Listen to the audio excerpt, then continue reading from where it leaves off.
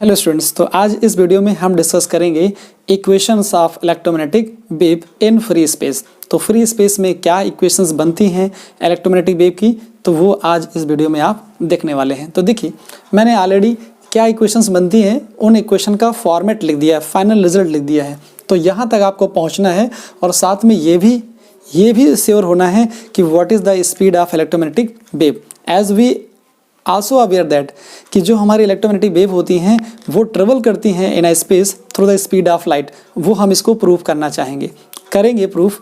क्या था एजम्पशंस, वो इस एजम्पशन को लेके चलेंगे कि मैक्सवेल ने क्या प्रेडिक्ट किया और फाइनली वो हमको डेरिवेशन में मिलता है। तो स्टार्ट करते हैं। देखिए, क्या इक्वेशंस थी मैक्सवेल्स की, पहले उन इक्वेशंस को लिखना पड़ेगा। There are four Maxwell's equation, there are four Maxwell's equation, four Maxwell's equations।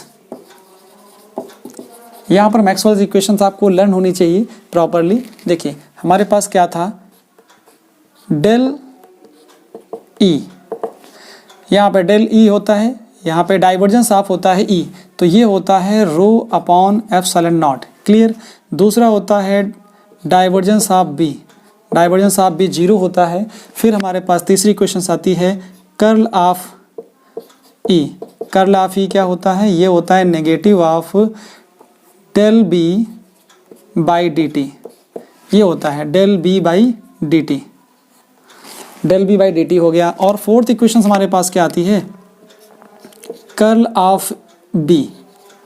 Curl of B ये क्या होता है, ये होता है mu naught J plus epsilon naught del E by del t. ये इक्वेशंस होती है। देखिए, इस इक्वेशंस को हम और भी किसी पैटर्न में लिख सकते हैं, लेकिन उसके लिए क्या होना चाहिए, थोड़ी सी इन्फॉर्मेशन आपके पास होनी चाहिए, जो मैं साइड में लिख दे रहा हूँ आपके नॉलेज पॉइंट ऑफ व्यू से। देखिए, B इज इक्वल टू होता है म्यू नॉट H, एक तो ये याद रखिएगा। J इज इक्वल टू होता है सिग्मा ई, ये याद रखिएगा। और आपको पता होना चाहिए epsilon naught E is equal to होता है D, ये होता है डिस्प्लेसमेंट वेक्टर। क्या होता है, डिस्प्लेसमेंट वेक्टर। तो इनको याद रखिएगा, ये नॉलेज के पॉइंट ऑफ व्यू से है, यहाँ साइड में मैंने लिख दिया है। ये आपके दिमाग में चलता रहना चाहिए कि ऐसा होता है। देखिए, इस यहाँ से क्या है हमारे लिए, तो क्या है, यही काम की इक्वेशन है हमारे पास। हमारे पास काम की तो इक्वेशन यही हैं। ये हमारे पास क्या है, इक्वेशन फर्स्ट है। इसको हम बोल देते हैं क्या, ये हमारे पास A है, ये हमारे पास B है, ये हमारे पास C है और ये हमारे पास D है। तो 1A 1B 1C 1D हमको मिल जाती है।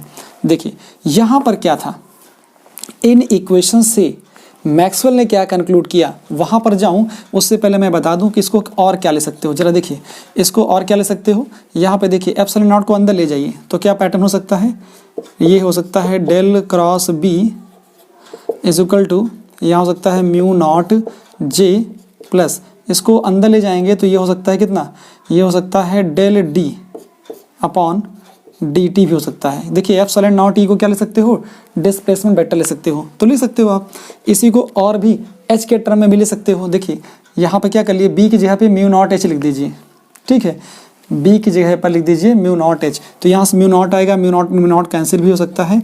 ऐसे डेल क्रॉस H आप इस फॉर्मेट में भी इसको लिख सकते हैं। यहाँ म्यू नॉट आएगा, म्यू नॉट कैंसिल आउट हो जाएगा, तो यहाँ से कितना आएगा, यहाँ से मिल सकता है J plus del D upon del T, ये भी हो सकता है। लेकिन हमको ज़रूरत तो सिर्फ इसकी ही है, इसी से हमारा काम चल जाएगा। चलिए, अब क्या था, above four equations, in equation से क्या कंक्लूजन निकाला मैक्सवेल ने, उस चीज़ को समझिए।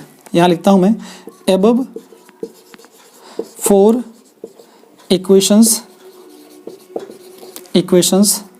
मैक्सवेल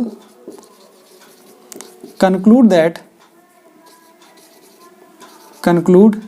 that क्या कंक्लूजन निकाला, कंक्लूजन उन्होंने ये निकाला कि जो हमारी इलेक्ट्रोमैग्नेटिक वेव होती है, इट इज़ पॉसिबल, ऐसा सोचा उन्होंने, ऐसा प्रेडिक्ट किया कि हो सकता है कि मतलब ऐसा फर्दर फ्यूचर में होगा। और एक्चुअली में हुआ भी वही जो उन्होंने प्रेडिक्ट किया था। क्या प्रेडिक्ट किया था, it is possible that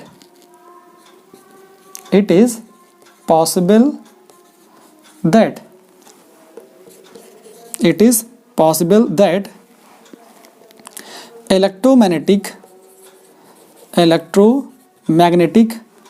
field can leave the source and it travel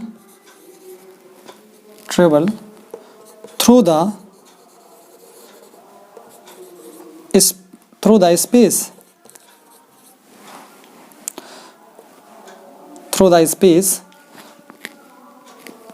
और वहीं पर उन्होंने बोल भी दिया था कि ये जो स्पेस में ये जो वेव हैं ट्रेवल करेंगी with the speed of light, ऐसा उन्होंने प्रेडिक्ट किया था।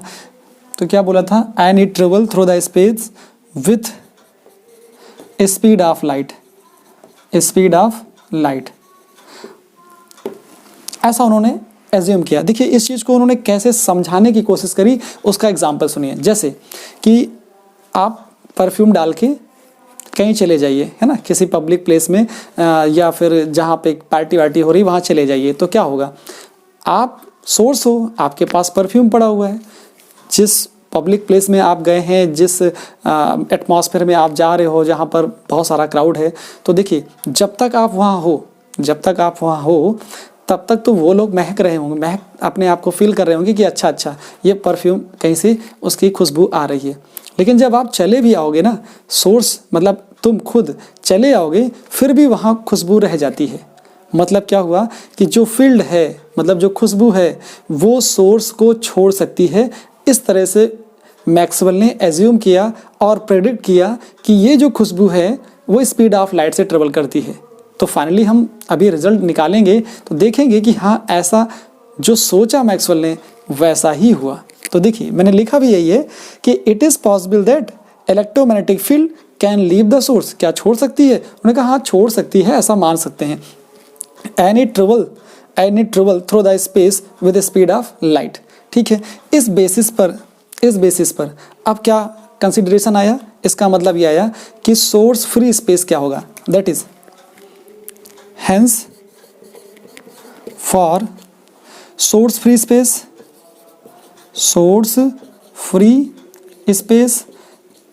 जिसमें सोर्स ना हो, दैट इज फ्री स्पेस।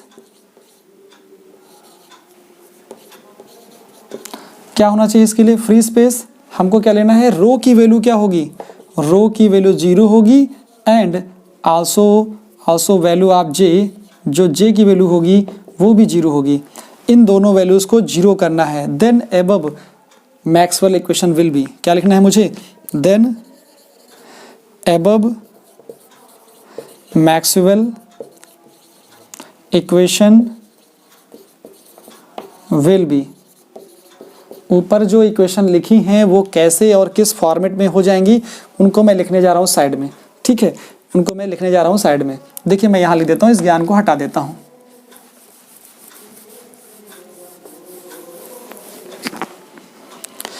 चलिए यहाँ से क्या मिल जाएगा आपको? देखिए यहाँ से आपको क्या मिल जाता है? पहली इक्वेशन क्या हो जाएगी? पहले इक्वेशन में क्योंकि यहाँ पर फ्री स्पेस पे हो तो रो की वैल्यू क्या हो गई? 0। इसका मतलब क्या हुआ?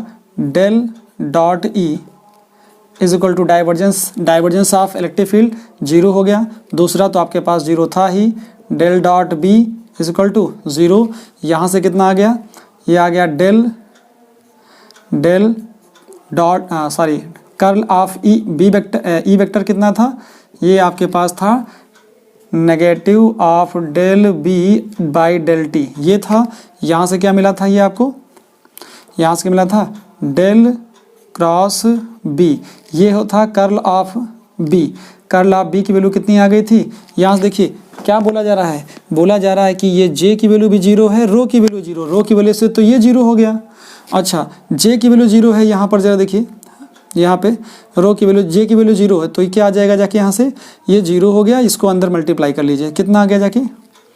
मतलब म्यू नॉट और अंदर कितना था? यहाँ 0 हो जाएगा plus epsilon naught del E by del T.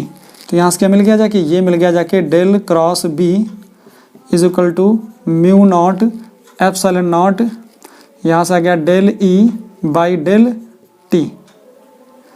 ठीक है, तो तो ये हमारे पास इक्वेशंस आ जाती हैं। मैंने क्या बोला, ये सारी के सारी इक्वेशन हमारे पास 2 नंबर की हैं। तो इन 2 नंबर्स में मैं इनको दे देता हूँ A, ये हो जाता है हमारे पास B, ये हो जाता है हमारे पास C, और ये इक्वेशन हमारे पास हो जाती है D। ठीक, तो हमारे पास जो मिला 2A 2B 2C 2D मिल गया। अब मुझे क्या करना है, ज़रा देखिए, जो ये इक्वेशंस हैं चाहे C हो चाहे D हो, मुझे एक तरफ देख रहे हैं तो B भी है, इधर E भी है, इधर E है, इधर B है, मुझे दोनों तरफ सेम करना है, दोनों तरफ सेम करना है। तो कैसे कर सकता हूँ, उसका एक ही लॉजिक है कि लेके दोनों, मैं क्या कर सकता हूँ, दोनों साइड में क्या लूँगा, कर ले लूँगा। तो मुझे क्या करना है, taking curl of Maxwell equation 2C करने जा रहा हूँ मैं। देखिए इसको मैं रब कर दे रहा हूँ, स्क्रीनशॉट तो आप ले ही चुके होंगे। ठीक है, देखिए taking curl of Maxwell's equation 2C, taking curl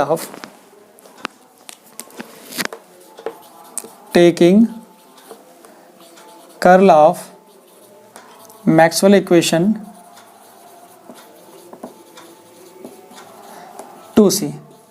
Maxwell equation कौन सी हमारे पास, 2C जो इक्वेशन से दी जा रही है। इधर देखिए, इधर उधर मत भटकिए, सिर्फ फोकस करिए इक्वेशन नंबर 2C पर।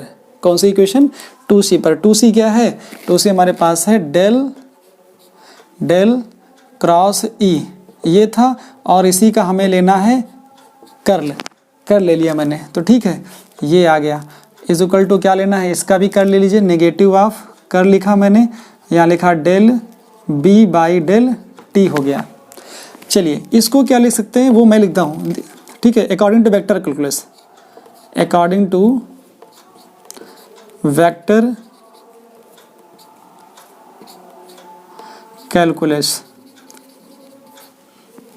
कैलकुलस क्या होता है, ये होता है डेल क्रॉस। अगर मैं यहाँ लिख दूँ कोई वेक्टर A है तो ये हो जाता है कितना, ये हो जाता है डेल, और यहाँ आएगा del dot A vector minus del square A आ जाता है। तो इसी फॉर्मेट को यूज़ करके यहाँ लिख दीजिए, क्या आ जाएगा, जरा देखिए, ये इसको क्या लिख सकते हो आप, इस पैटर्न को फॉलो करके, यहाँ पे आएगा डेल और डेल डॉट E आ जाएगा, माइनस डेल स्क्वायर, E दिया हुआ है तो E आ जाएगा, कोई फ़र्क नहीं है। इधर क्या आ जाएगा, डेल बाहर कर दीजिए, negative del by del T, अंदर कितना आ गया, अंदर आ जाएगा डेल क्रॉस B। अब डेल क्रॉस B आपको पता है, वैल्यू पुट कर देंगे। इधर से कितना आएगा, जरा देखिए, डेल डॉट E यहाँ से कितना है, 2A से क्या हो जाएगा, यूजिंग, यहाँ लिख देता हूँ, यूजिंग 2A एंड 2D से यहाँ मिल जाएगा और 2A से ये मिल जाएगा। इसकी जब वैल्यू पुट करो, 0 minus del square E is equal to negative of del by del T, अंदर कितना आएगा, इसकी वैल्यू आ जाएगी mu naught epsilon naught del E by del T। तो देखिए नेगेटिव तो अपने आप कैंसिल आउट हो जाएगा, तो यहाँ से कितना आ गया, ये आ गया del square E is equal to, ये देखिए ये बाहर आ जाएगा म्यू नॉट एप्सिलॉन नॉट, और इसका एक बार डिफरेंशिएशन और करोगे तो ये हो जाएगा del square E by del square T आ जाएगा। तो देख रहे हो आप, यही इक्वेशन तो थी आपके पास, ये इक्वेशन थी, ये मुझे डिराइव करनी थी। तो डेल स्क्वायर E, देखिए ये सेकेंड ऑर्डर की डिफरेंशियल इक्वेशन है, सेकेंड ऑर्डर डिफरेंशियल, ये डिफरेंशियल वेव इक्वेशन होती है सेकेंड ऑर्डर की डिफरेंशियल वेव इक्वेशन। तो मैंने यहाँ लिख दिया, इसको भी आप नोट करिए, इसको हटा देता हूँ मैं। देखिए जो भी प्रेडिक्शन लिया था उस प्रेडिक्शन तक हम पहुँचेंगे भी कि मैक्सवेल ने क्या प्रेडिक्ट किया था कि जो हमारी फील्ड होती है इलेक्ट्रोमैग्नेटिक फील्ड, वो सोर्स को छोड़ सकती है। ऐसा नॉर्मली हम फील तो कर ही सकते हैं, परफ्यूम डाल के जाएं और जहाँ जाएंगे लोग महक जाएंगे, वहाँ कुछ देर तक खुशबू रहती है, जबकि हम चले आते हैं तो क्या हुआ, सोर्स हम चले आए लेकिन फिर भी लोग वहाँ महक रहे हैं, कुछ देर वो खुशबू रहती है, ठीक है, हम घर पे भी आ गए फिर भी वो महक रहे हैं। चलिए नहीं समझ में आता तो करके देखिएगा, फील हो जाएगा। अभी क्या हुआ, यहाँ तक लिखता हूँ मैं, ये क्वेश्चन हमारे पास हो गई थर्ड, क्या हो गई, थर्ड हो गई। इसी तरह मैं अगर इस इक्वेशन का मैं कर ले लेता, किसका, इक्वेशन फोर्स का, similarly by taking curl of 2D मैं लिख देता हूँ, similarly taking curl of Maxwell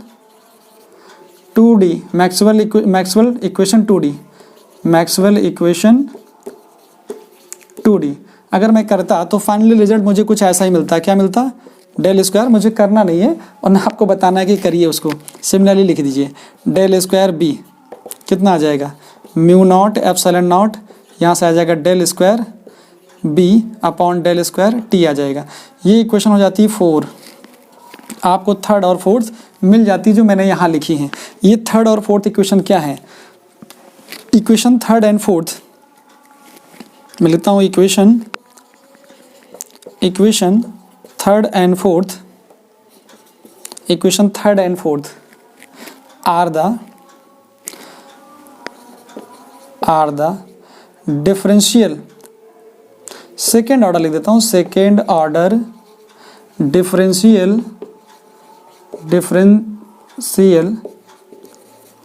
wave equation, second order differential wave equation किसके टर्म में है? इन द टर्म ऑफ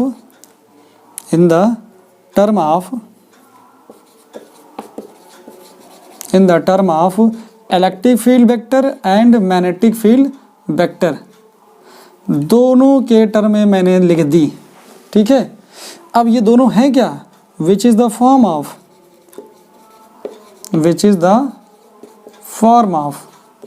ये है किसका फॉर्म? ये भी देखिए ये दोनों किसके फॉर्मेट में है? Which is the form of, मैं लिख देता हूँ क्या फॉर्म है, वो 3 डायमेंशनल वेव इक्वेशंस के फॉर्मेट में है। क्या होती है? Del square Y by del X square.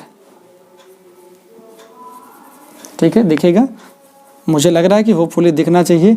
Del square X is equal to 1 upon V square, ये वी स्क्वायर, यहाँ होता है del square Y upon del square T, ये आता है।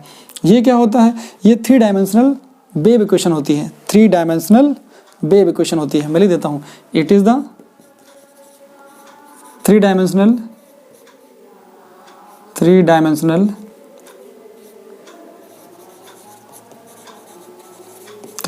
वेव इक्वेशन है। ये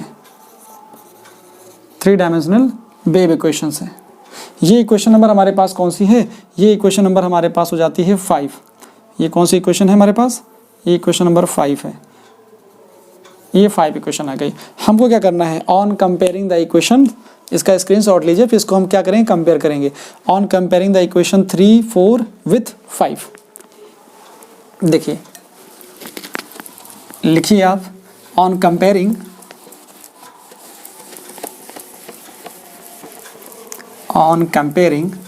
इक्वेशन, इसको भी हटा दूं, इसकी भी कोई ज़रूरत है नहीं अब।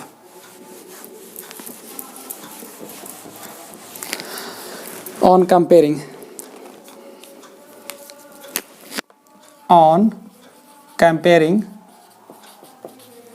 इक्वेशन थर्ड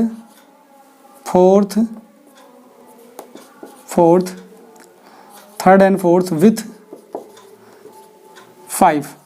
हमें 5 के साथ कंपेयर करना है। ज़रा देखिए, आप किसी भी इक्वेशन को कंपेयर कर लीजिए, चाहे इस इक्वेशन को कंपेयर कर, देखिए ये भी सेकेंड ऑर्डर में है, ये भी सेकेंड ऑर्डर में है, तो कंपेयर करेंगे तो देखिए हमारे पास, सॉरी एक्चुअली मैंने यहाँ हटा ही दिया, लिख देना चाहिए मुझे। क्या लिखा था यहाँ पे? डेल स्क्वायर ई लिखा हुआ था is equal to mu naught epsilon naught लिखा था, del square E by del square T लिखा था। ठीक है, यहाँ पे लिखा था del square T, del square T लिखा था। तो देखिए ये इक्वेशन नंबर हमारे पास थर्ड थी। थर्ड से कंपेयर करिए इसको, तो देखिए ये जो वैल्यू है इसके इक्वल आ जाएगी। ठीक है, अब चाहे इसको 4 से कंपेयर कर लीजिए, जिसके साथ कंपेयर करने का मन करे किसी एक के साथ कर लीजिए। ठीक है, यहाँ से क्या आ जाएगा आप देख सकते हो, मैं इसके साथ कंपेयर कर दे रहा हूँ इसको। कंपेयरिंग इक्वेशन 3 विथ 5 कर लीजिए, या फिर विथ 5 या ऐसा लिख सकते थे R 4 with 5, 4 with 5। जो तुम्हारा मन करे किसी एक को लेना है, चाहे आप इसको लीजिए चाहे ऊपर वाले को, एक के साथ कंपेयर करिए। क्या मिलेगा देखिए जरा सा, यहाँ मिल जाएगा mu naught epsilon naught equal to 1/v²। ये v² मिल जाएगा। तो 1 यहाँ से क्या आ जाएगा, v² इक्वल टू आपको मिल जाता है यहाँ से 1/म्यू not epsilon not.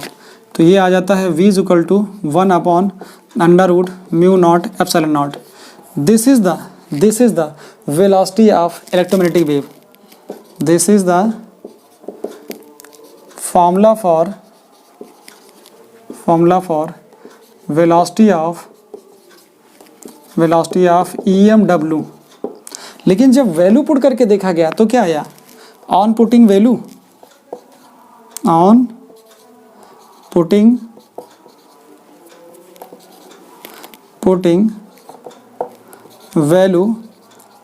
Of mu naught and epsilon not.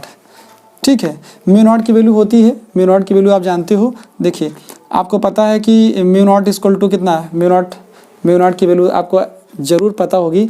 मुझे इस बात का पूरा आइडिया, क्योंकि आप बहुत सारा पीछे से पैटर्न इतना पढ़ के आए हैं, मैक्सवेल पढ़े हैं, 12th में पढ़ा होगा कि mu naught upon 4π equal to 10⁻⁻7 होता है। मैं फिर भी लिख देता हूँ, ऐसा कुछ नहीं है।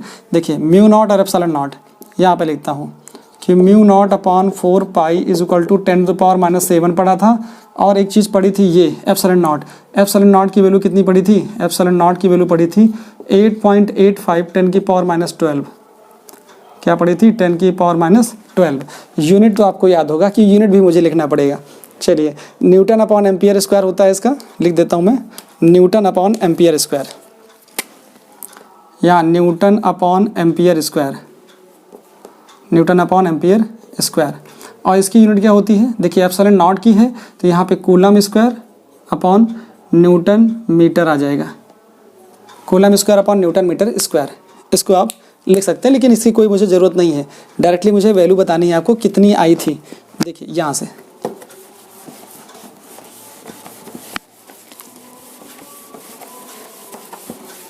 देखिए एक बार मैं फिर से आपको बता देता हूँ। मैंने लिखा है mu naught upon 4π 10⁻⁷ newton upon ampere square, ठीक है। And epsilon naught equal to होता है 8.85 10⁻12 coulomb square upon newton metre square, coulomb square upon newton metre square.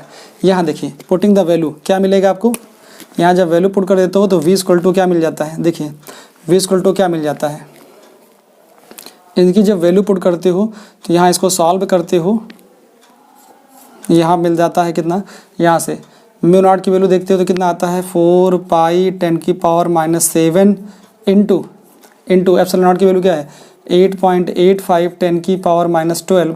जब ये सब सॉल्व किया जाता है तो आपको क्या मिलता है 3 × 10⁸ मीटर पर सेकेंड मिलता है।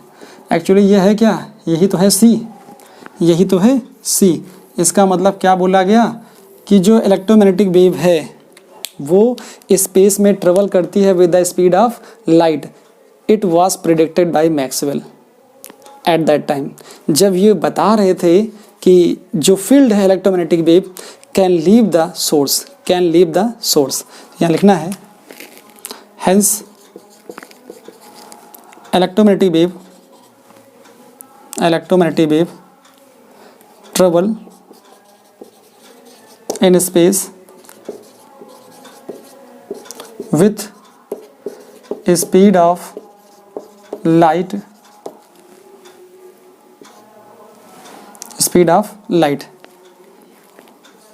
it was predict by Maxwell.